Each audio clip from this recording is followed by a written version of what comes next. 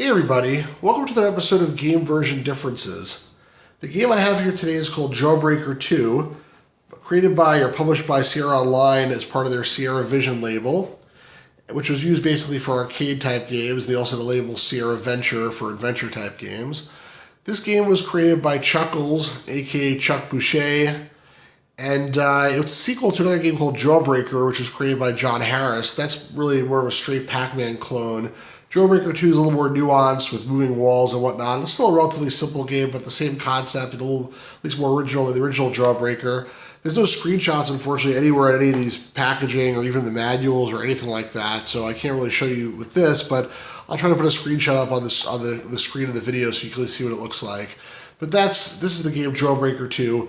You see here I have a couple of different boxes, a couple of different tapes. I actually have 3 manuals. I'm not sure why. One of the game boxes came with 2 manuals, so I have 3 altogether.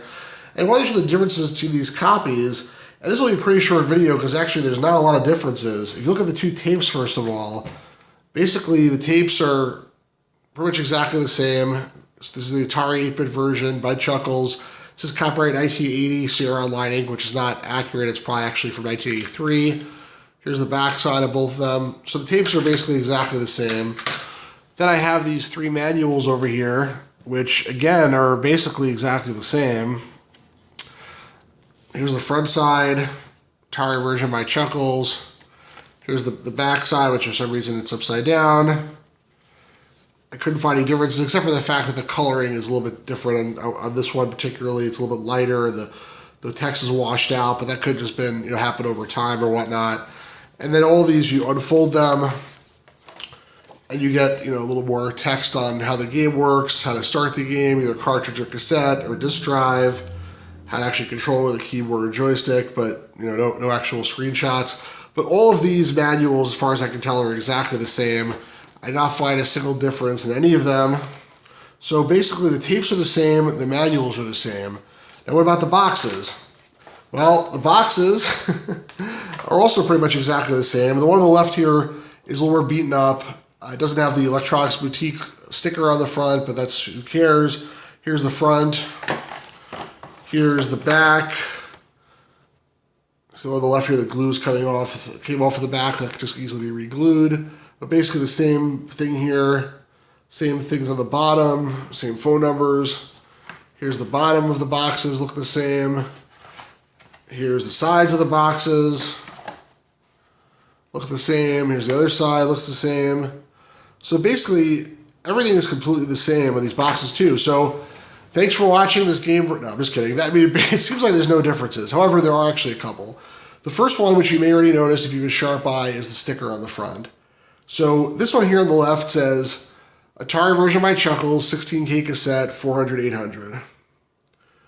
This one over here says Atari Home Computers version by Chuckles, cassette SRL 312. I have no idea what that means, but basically one of them refers to Atari Home Computers specifically, the one on the right.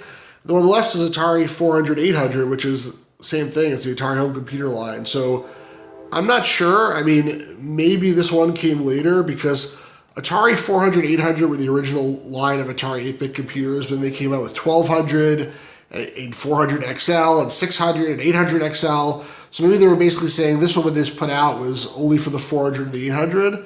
And this one, they realized afterwards will work on other later Atari computers also. So my first guess is this is a later version. And then the second difference, which is a little more unnoticeable because I didn't take pains to point it out, is that the box actually opens and closes differently. This one here on the left, if you look at the top, you look at the back, there's a flap here. And basically the way these came was, it was sealed like this with the flap attached here and covering the words. I mean, based on the words I've seen at least, that's how it was. And then when you open it, here's the glue showing over here, it's all dried up. But when you open this thing up, then afterwards you can tuck the flap into this little hole and sort of very conveniently close the box, assuming it actually stayed closed, but that was the idea.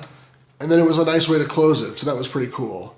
Now if you look at this other one over here, it does not have that. There's no hole here. There's a piece of tape where someone was trying to close the box, but there's no tab here either.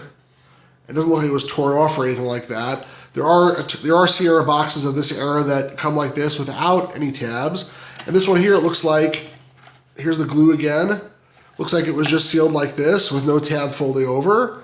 And then the idea is once you open it, maybe put a piece of tape on it like this guy did to seal it, but it's not going to stay shut as well. So I don't know for sure. Maybe there's an expert in Sierra watching this video. I know there's a lot of Sierra experts out there. Again, my guess would be that this one came later because this is like the cooler box with the tab, and maybe it was more expensive to make. And at some point along the road, they just decided, the hell with this. We're just gonna do an easier box. It's the same box, but we'll just stop making the tabs, and that costs an extra 5 cents or whatever. And we'll just have this very simple closing. Let the guy who cares, you're probably gonna throw the box out anyway. Whereas these older ones, they had that intact. So for both of those reasons, the fact that it mentions 400, 800 on the sticker, this one says home computers, and the fact that this one is a tab and this one is not, my guess is this one on the left is the earlier version. However, I mean, so I guess if you're a collector that cares about original releases, you might want to seek out this one particularly. However, this particular copy, there's a lot more beat up. The sides are beat up there. The back obviously is beat up. The glues come out, whatnot. So for choice for myself, I guess I'd keep both of them. But if I had to pick one, I would pick this one, even though it's a later release, just because it's much better condition. And the fact that it doesn't have a tab, I mean, at the end of the day, okay, who cares really? I mean, the other downside of this one is that there's a sticker on it, but so I guess the problem with the sticker is if you want to take it off, I don't know if this is ever going to come off properly. However, it's really cool. It gives us some provenance, actually. It's an electronics boutique, which was my favorite store, basically, back in the day. Someone got it for $2.99 in electronics boutique. Got to envy that guy. And again, it gives it some character, so I'm not sure that's a negative thing really either anyway. But bottom line, I believe this is the original. I believe this is a slightly later release, probably in the same year, maybe the next year. But I'd love to hear your feedback on this and what you guys think, and any additional info you might have. Please leave some comments and let me know where I'm wrong or where I'm right, and I'd like to hear your input. Hope you found this interesting. Please like, comment, subscribe, share, etc. And have a really great day, everybody.